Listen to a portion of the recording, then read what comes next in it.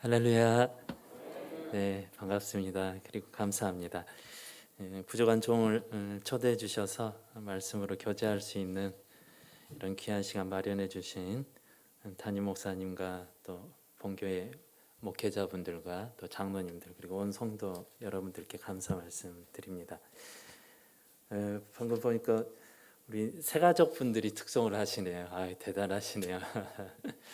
새가족 분들이 주일날 예배 드리러 나오기도 힘드실 텐데 너무나도 감동이 되고 너무 보기 좋습니다. 무엇보다도 감사한 것은 또 너무 오랜만에 우리 정철준 장로님, 허부경 전도사님 만나서 꼭 집에 온 듯한 기분입니다. 너무 감사합니다. 교회라는 제목으로 말씀을 함께 나눌 텐데요. 이제 사실은 제가 어릴 때부터 제 모교회죠. 제 모교회인데 이 교회가 어려움에 직면하게 돼서 이제 제가 교회를 떠나야 될 어떤 시점이 있었습니다. 그래서 이 교회 저 교회 이렇게 옮겨 다니게 되었습니다. 저도 힘들고 또 가족들도 너무 힘들어 하더라고요. 그러면서 느낀 것이 내 교회, 내 평안한 교회를 다닌다는 것 얼마나 행복한 일인가 새삼 느꼈었습니다. 성도는 직장이 좋거나 사업이 잘 되어도 교회가 안정이 안 되면 힘이 듭니다. 반면에 직장이 조금 마음에 들지 않을 수도 있습니다. 사업이 뜻대로 잘 풀리지 않을 수도 있죠. 그럼에도 불구하고 내가 섬기는 교회가 내 곁에 있고 내 사랑하는 이 믿음의 식구들이 있다는 것만큼 안정되고 행복한 일이 없다는 것을 알게 됩니다. 그래서 성도에게 가장 필요한 것은 좋은 교회이다라는 생각이 듭니다. 그렇다면 그 좋은 교회, 성경적인 교회 어떻게 만들어질까요? 교회는 건물 예배당도 중요하지만 본질적으로 이 성도의 모임이 교회입니다. 따라서 좋은 교회가 되려면 먼저 우리 각자가 좋은 성도가 되어야 합니다. 그러므로 오늘 말씀을 통해서 좋은 교회, 바른 교회가 되기 위한 필수 요건인 좋은 성도는 어떻게 우리가 될 수 있는가 말씀을 통해서 세 가지 정도 함께 살펴보려고 합니다. 첫 번째는 15절 하반절인데요. 제가 다시 한번 읽어보겠습니다. 그는 머리니 곧 그리스도라. 그리스도께서 머리 되게 하시는 성도가 좋은 성도이고 그러한 성도들이 모인 곳이 좋은 교회가 되는 것을 믿으시기 바랍니다. 여기 그는 머리니 곧 그리스도라라고 말씀하셨는데요. 헬라어 성경에 보면 머리 앞에 관사가 있습니다. 그래서 영어로 말하면 더 헤드입니다. 이 말의 의미는 교회의 머리가 단 하나다라는 것을 의미합니다. 그분 말고는 교회에 머리가 없는 것이죠. 그러니까 교회의 주인은 어떤 사람들은 성도라고도 하고 또 장로님들이라고도 하지만 주님만이 교회의 주인인 것이 정확한 정의입니다. 교회는 기업이 아닙니다. 동호회도 아니고 계모임도 아니고 정당 모임도 역시 아닙니다. 교회가 세상의 이런 단체나 모임들과 구별되는 유일한 특징, 주인이 예수님이시다라는 데에 있습니다. 그럼에도 불구하고 사람들은 앞서 말씀드린 것처럼 그래도 목사님이 주인이시겠지, 장로교니까 장로님들이 주인은 아닐까 이렇게 묻곤 합니다.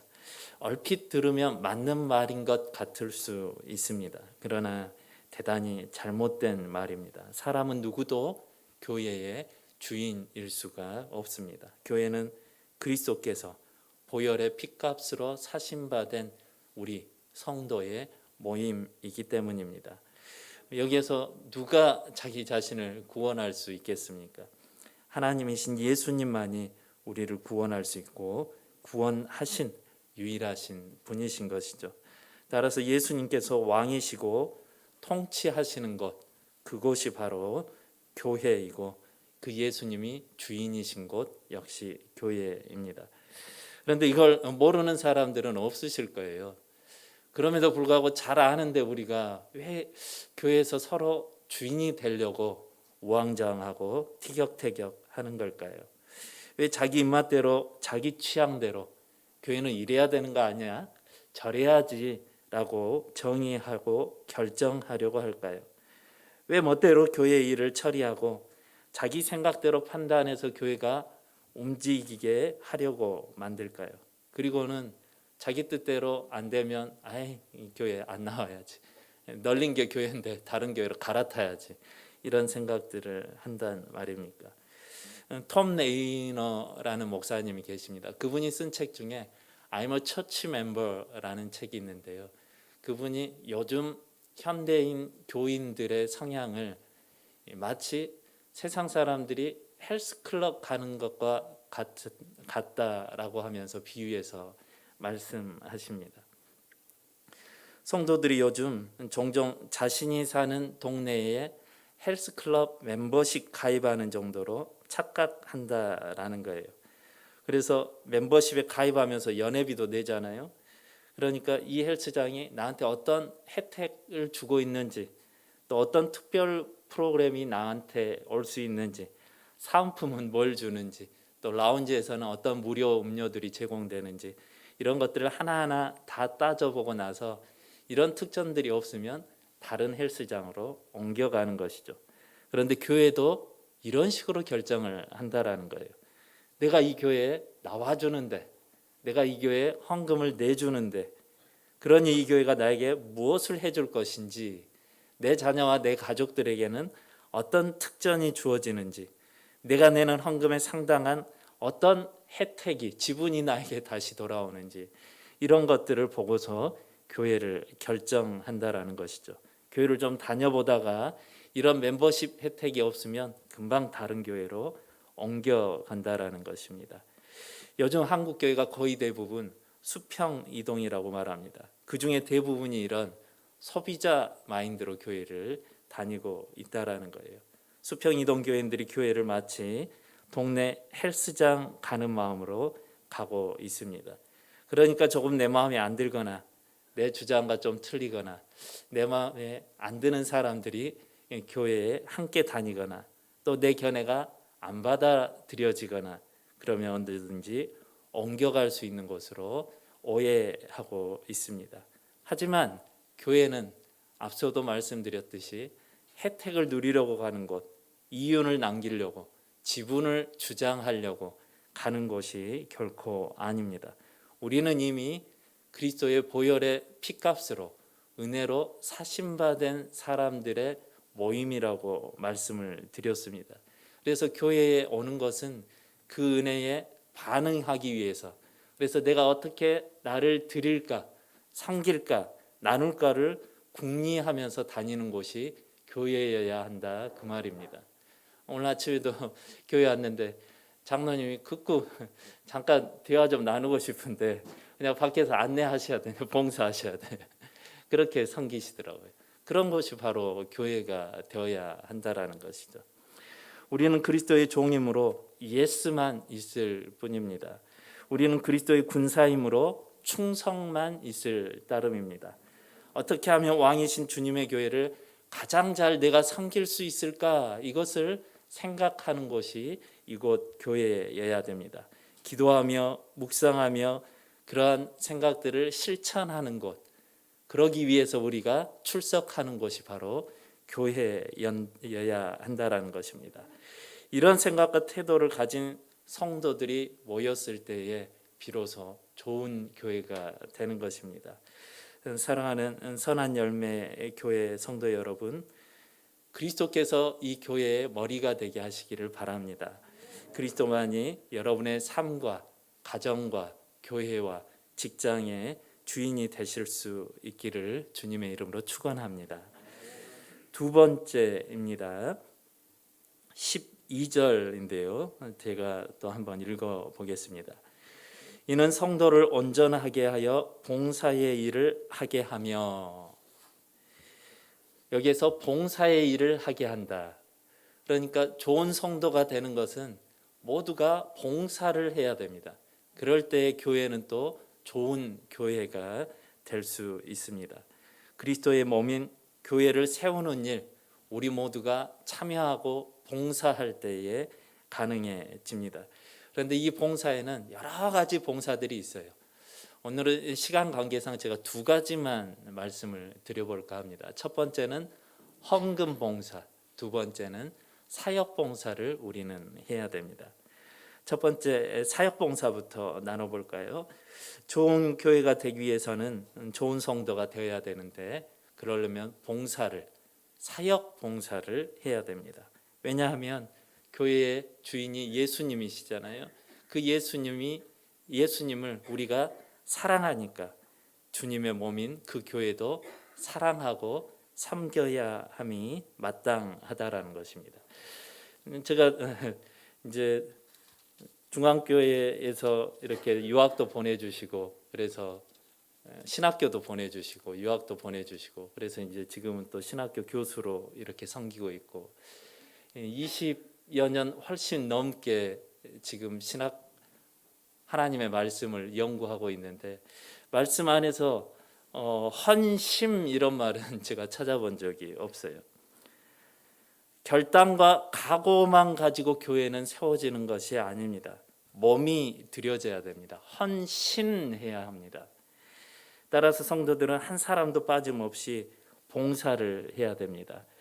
에베소서 4장 7절에 보면 우리 각 사람에게 그리스도의 선물의 분량대로 은혜를 주셨다라고 말하는데, 여기에 이 은혜는 은사를 의미합니다. 교회는 앞서 그리스도의 보혈의 피값으로 사심받은 사람들의 모임이다, 이렇게 정의를 내려봤었는데요. 사실 이것은 반쪽짜리 정의라고 할 수 있습니다. 조금 더 정확히 정의를 하려면 그 은혜 받은 사람들이 모여서 받은 은사를 사용하는 곳, 그것이 진짜 교회입니다. 구원이 왜 우리에게 임했는지 여러분들 생각해 보셔야 돼요. 왜 우리에게 구원이 주어졌냐면, 하나님께서 그분의 목적을 이루시기 위해서, 하나님의 나라를 세우시기 위해서 우리를 구원하셨다라는 사실을 잊지 마셔야 돼요. 로마서 1장 14절에 보면 바울이 이런 고백을 하죠. 내가 헬라인이나 야나만인이나 지혜 있는 자나 어리석은 자에게 다 빚졌다 말합니다. 처음에 그 구절을 읽을 때 좀 의아했어요. 왜냐하면 바울은 이방인의 사도잖아요.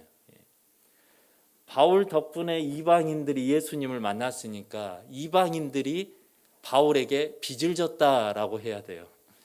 우리 허부경 전도사님이 교정사역을 열심히 하니까 수감되어 있었던 우리 형제 자매들이 예수님을 만나고, 그래서 새로운 삶을 살게 되잖아요. 그러면 그분들이 우리 허전도사님에게 빚을 졌다 이렇게 해야 이해가 돼요. 그런데 바울은 거꾸로 말해요. 허전도사님이 오히려 수감자들에게 빚을 졌다고 이야기를 하는 거예요. 자기가 이방인들에게 빚을 졌다고 이야기를 하는 거예요. 왜 이렇게 이야기를 하냐면, 바울은 철저하게 하나님 중심적으로 사고하고 은혜 중심적으로 사고하기 때문에 그렇습니다. 그래서 바울이 고린도전서 9장 16절에 보면 이런 말씀을 또 하는데, 내가 이방인에게 복음을 전하는 일은 부득불할 일입니다. 반드시 해야 될 일입니다. 그래서 그 해야 될 일인데, 만약에 내가 그 일을 하지 않는다면 나에게 뭐가 미쳐요? 화가 미칠 것입니다 라고 이야기를 한다고요. 그래서 자기가 오히려 이방인에게 빚을 졌다라는 거예요. 바울은 자기 자신이 구원을 받았는데, 하나님이 자신에게 구원을 주신 것은 천국 가는 원웨이 티켓 그냥 나눠주시려고 구원을 주신 게 아니라, 하나님이 바울을 어딘가 쓰시려고 구원을 주셨다라는 것을 바울은 깨달은 거예요. 뒤집어서 말하면 하나님께서 어딘가 쓰시려고 하는데, 바울을 특히 이방인의 사도로 쓰시려고 하죠. 거기에다가 쓰시고 싶으신데, 이방인의 사도로 쓰시려면 먼저 그리스도인이 되어야 될 거 아니에요. 그러니까 구원이 공짜로 찾아온 거다. 바울은 그렇게 이해를 한 거예요. 그러니까 그럴 리는 없지만 이 세상에 이방인이 하나도 없다. 그러면 바울이 이방인의 사도도 될 수가 없는 거예요. 그러면 바울은 구원도 못 받았을지도 몰라요. 그렇게 바울은 생각했던 것입니다. 그러니까 자기 자신이 오히려 누구에게? 이방인에게 빚을 졌다 이렇게 말을 하는 겁니다. 의사는 환자에게 빚을 진 것입니다. 교수이고 선생인 저는 저희 학생들에게 빚을 졌어요. 학생들이 한 명도 없다고 생각해 보세요. 제가 어떻게 선생이 될 수 있겠습니까? 대통령은 국민들에게 빚을 진 것입니다. 목회자는 성도에게 빚을 진 것이에요. 바울은 이와 같이 고백을 합니다. 그런데 이런 고백에 그 기본에 무엇이 있다고요? 하나님께서 우리를 구원하실 때는 어디엔가 쓰시고자 하시는 계획이 있으셔서 우리를 구원하셨다. 그것을 우리가 알아야 한다라는 것입니다. 그러므로 좋은 성도는 반드시 그 하나님의 목적대로 쓰임을 받아야 돼요. 스마트폰이 제가 아이패드가 있는데 아이패드가 이것을 만든 목적대로 쓰임 받을 때 가장 좋지. 이거 가지고 그냥 호도나 까고 밑줄 그을 때 자로 쓰고 그러면 이거 만든 사람이 얼마나 답답하고 아이패드가 제대로 기능을 못하는 것 아니겠습니까? 그 만들어진 하나님께서 창조하신 목적대로 쓰임 받을 때 가장 빛나고 우리 또한 행복할 수 있는 것입니다. 그래서 주님은 또한 각자에게 은사를 주셨다라고 앞서 7절에서 말씀하십니다. 각 사람, 그러니까 우리 모두에게 주신 거예요. 여러분 다 은사가 있는 줄 믿으시기 바랍니다. 은사 없는 그리스도인, 사명 없는 그리스도인은 없어요. 그런데 나는 잘할 줄 아는 게 하나도 없어. 나는 교회 오히려 집만 될 거야. 이렇게 생각하시면 큰 오해예요. 뭔가 은사가 있다고요. 그 은사를 근데 간혹 잘 모를 수는 있어요. 그러면 우리 사역자들에게 물어보시라고. 허부경 전사님한테 가서 제 은사가 뭘까요? 하나님께서 기름 부어 세운 목회자들에게 여쭤보시라고요. 그래서 내가 있어야 될 그 자리에 내가 서 있어야 된다 그 말입니다. 한편 그런데 그 은사를 가지고 어떤 사람들은 또 비교를 해요. 그래서 저 은사, 찬양하는 은사 참 좋다. 나는 저거 가지면 좋겠는데. 또 어떤 분 기도하는 은사, 저분은 다음 주에도 새벽 예배 드리는데 어떻게 하면 저렇게 안 빠지고 또 나오셔서 그렇게 기도를 열심히 하실 수 있을까? 그런데 하나님이 우리를 누구보다도 잘 아세요. 그래서 우리에게 꼭 필요한 탤런트, 은사를 거기에 꼭 맞춤으로 주시는 것입니다. 그러므로 서로 비교할 필요 없어요. 내 직분을 다른 사람과 비교하시지 마시기 바랍니다. 교회 안에서 내가 다 할 수 없는 거예요. 여러분 새끼 독수리가 바다에 뛰어들지 않아도 헤엄칠 줄 몰라도 괜찮습니다. 수영 못한다고 허접한 독수리 되는 것 아닙니다.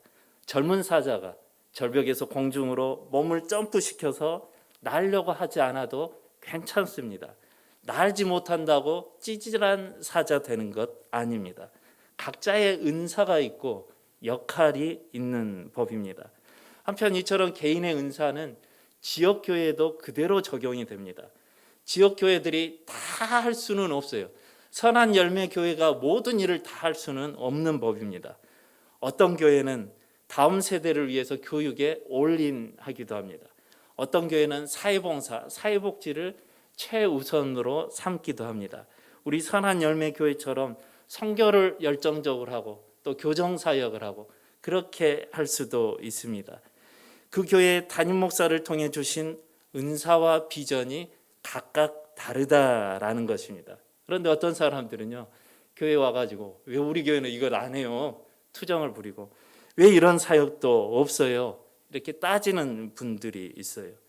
여러분, 이 교회를 내가 출석한다라는 것은 이 교회의 비전에 충성하겠다라는 것입니다. 서울 가는 KTX 안에서 왜 부산 안 가냐고 고함치는 그런 어리석음과 다를 바 없는 것이죠. 무엇보다도 각자에게 주신 은사를 우리는 그 부르심에 따라 최선을 다해야 합니다. 링겔만 효과라는 것이 있습니다. 20세기 초에 독일의 심리학자 링겔만인데요. 이분이 사람이 양쪽에 한 명씩 서서 줄다리기 하는 것, 그것을 가지고 실험을 했는데 그때 양쪽에 선 사람의 쓴 힘을 1이라고 각각 계산을 했습니다. 그리고 그 다음에는 이제 2명씩 줄다리기를 하게 했어요. 그러면 2씩 나와야 되잖아요. 근데 1.8밖에 안 나와요.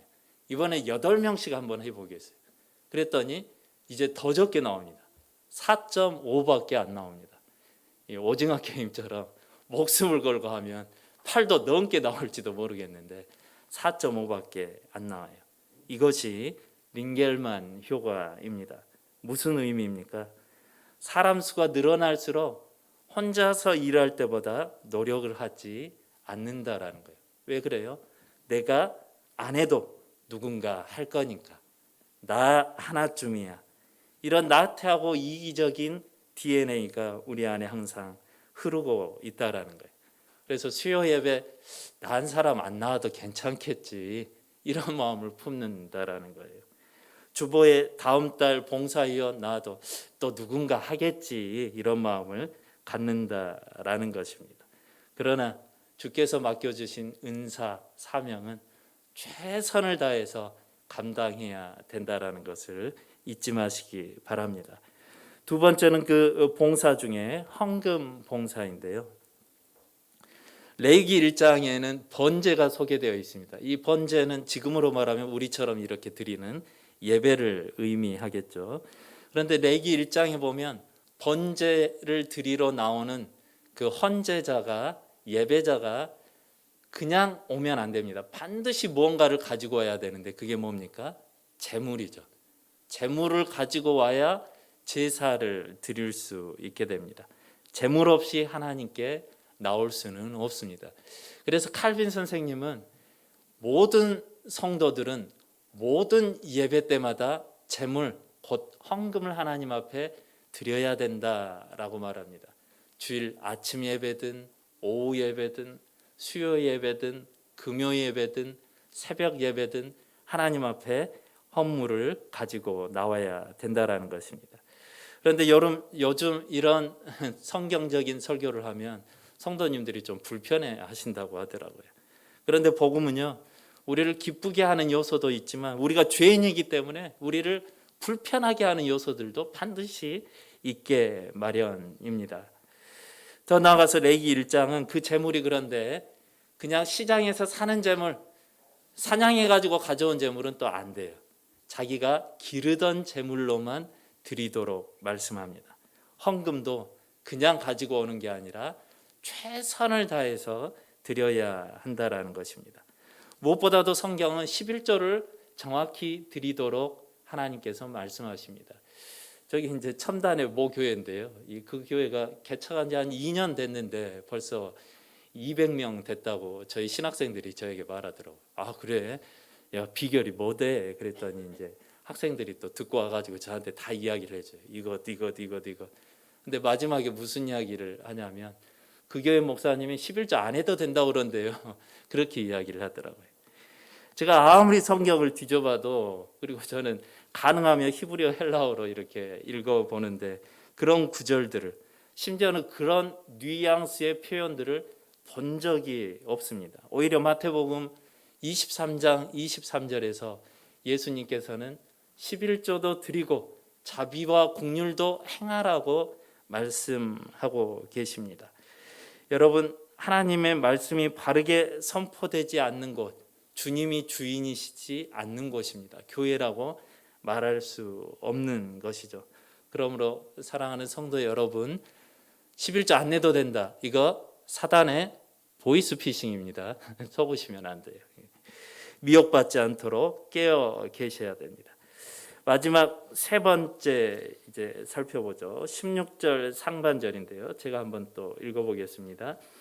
그에게서 온몸이 각 마디를 통하여 도움을 받음으로 연결되고 결합된다라고 이야기를 합니다.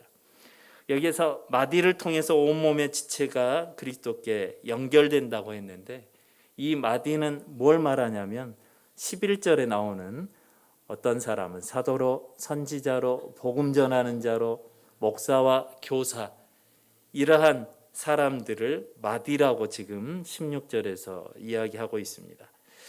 이 11절에 나온 여러 종류의 은사를 가진 사람들, 오늘날에는 사도나 선지자는 없지만 그러나 사도로 선지자로서의 기능을 하면서 또 복음 전하고 목사와 교사인 사람, 그 공통 부모가 모이는 대상이 목회자다라고 볼 수 있습니다. 그렇다고 한다면 이 4장 16절에 각 마디를 통해 도움을 받는다라는 것은 목회자를 통해서 온 성도들이 훈련을 받아야 된다라는 그런 의미입니다. 좋은 교회가 되기 위해서는 좋은 성도가 우리가 돼야 되는데, 그러려면 반드시 훈련을 받으셔야 됩니다. 훈련이 없으면요, 앞서 말씀드린 봉사, 사역봉사, 헌금봉사하다가 시험에 들어요. 죄송합니다만 아까 제가 헌금 이야기를 할 때는 아멘을 잘 안 하시더라고요. 시험에 든다고요. 그러니까 훈련을 받으셔야 됩니다. 그래서 우리가 영적 근육이 생기고 성장하고 자라나야 돼요. 13절, 14절 훈련을 받을 이유 한번 제가 읽어보겠습니다. 우리가 다 하나님의 아들을 믿는 것과 아는 일에 하나가 되어 온전한 사람을 이루어 그리스도의 장성한 분량이 충만한 데까지 이르리니, 이는 우리가 이제부터 어린아이가 되지 아니하여 사람의 속임수와 간사한 유혹에 빠져 온갖 교훈의 풍조에 밀려 요동하지 않게 하려 함이라. 그래서 훈련을 통해서 성도들은 성숙하고 성장함으로 건강한 그리스도의 몸, 교회를 이루어 가야 됩니다. 좋은 교회를 세운다라는 것입니다. 그래서 사랑하는 성도 여러분, 훈련을 받으십시오. 많은 훈련이 있지만 가장 기본적인 훈련 두 가지, 말씀과 기도입니다. 이 훈련을 잘 받으셔서 쉽게 넘어지거나 시험에 들지 말으시기 바랍니다. 미혹되거나 분별력 없이 행동하지 않는 장성한, 온전한, 어른다운 성도가 되시기를 바랍니다. 이것을 위해서 11절에 목회자를 교회에 주셨다. 11절 말씀에 보면 그가 목사와 교사로 삼으셨다 이렇게 번역이 되어 있는데요. 여기에 그는 주님을 말하고 삼으셨다는 헬라어 원문에는 주셨다라는 의미입니다. 어떤 교회는 가보니까 이 성도님들이 돈을 모아서 목회자를 고용한다고 착각을 하고 계시는데, 그것이 아니라 주님이 우리에게 선물로 주신 분들이 바로 목회자들입니다. 우리의 신앙 성장과 영적 건강을 위해서 주님이 주셨습니다. 그러므로 우리는 두 가지 훈련, 말씀과 기도 훈련을 받아야 된다고 했는데요. 이 기도 훈련을 또 열심히 받아야 되는데, 다음 주에 열심히 하실 거죠? 세 분밖에 대답을 안 하시네. 열심히 기도하실 거죠? 예, 감사합니다. 기도를 열심히 하셔야 되는데, 또 특히 자신을 위해서도 가족을 위해서도 기도하지만 목회자를 위해서 또 기도하셔야 돼요. 목회자를 통해서 우리가 훈련을 받으니까. 그래서 이제 말씀을 맺어가면서 제가 4가지 정도 목회자를 위한 기도 제목을 소개해 드리겠습니다. 잘 기억하시고 꼭 이렇게 기도하시면 좋겠습니다. 첫 번째, 성도님들은 목회자의 설교를 위해서 기도해야 됩니다. 하나님이 목회자들에게 지혜와 통찰력과 설교할 말씀을 주시도록 기도하시기 바랍니다. 두 번째는 목회자의 가족을 위해서 기도해야 됩니다. 목회자의 가족들만큼 압박감과 스트레스에 시달리는 사람들이 또 드뭅니다. 목회자의 가정이 평안해야 목회자들도 교회 사역에 올인할 수 있는 것입니다. 세 번째, 목회자의 몸과 정신 건강을 위해서 기도하셔야 됩니다. 교회를 섬기는 일은요, 이 목회자의 에너지를 다 고갈시키는 그런 일이에요. 목회자는 매일 몇 시간 대기 중이거든요. 밤에도 잠은 자지만 늘 긴장되어 있어요. 그래서 어떤 목사님이 사역자는 잠들지 않는다 그런 책을 쓰셨더라고요. 목회자의 일은 오늘 하루가 끝난다고 해서 끝이 나지 않습니다. 끝이 없는 것이 목회자의 사역입니다. 그리고 목회자는 좋은 이야기만 듣는 것은 아닙니다. 때로는 비판을 듣기도 해야 되고, 때로는 너무 힘든 상담을 또 받아 들어야 되기도 합니다. 그러면서도 가정에서는 좋은 남편, 좋은 아내, 또 아이들의 좋은 부모의 역할을 해야 됩니다. 따라서 목회자가 자신의 힘으로 모든 것을 감당하지 못합니다. 기도가 가장 필요한 분, 그분들이 바로 교회 안에서 목회자라는 것을 잊지 마시기 바랍니다. 마지막 4번째입니다. 목회자의 영적 안위를 위해서 기도하셔야 됩니다. 미국에 사단의 교회라는 곳이 있대요. 그런 곳을 교회라고 부른다라는 것 자체가 참담한데, 어쨌든 그곳에서 기도 제목 1번이 뭐냐면 교회의 리더들이 넘어지는 것, 그것을 집중적으로 기도한답니다. 목회자가 무너지면 교회 무너지는 것은 식은 죽 먹기이기 때문입니다.